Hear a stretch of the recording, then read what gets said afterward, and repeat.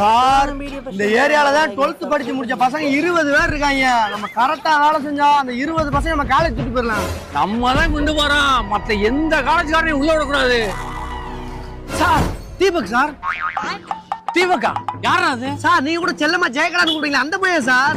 ஓ நம்ம ஜெயகடாவா? வாடா வாடா. ஏய் ஜெயகடா, ஏய் ஜெயகடா, ஏய் ஜெயகடா. மாஸ்டர் நம்ம ஜெயகடாக்கு ஒரு டீ ஒரு சிகரெட் கொடுங்க. ஜெயகடா.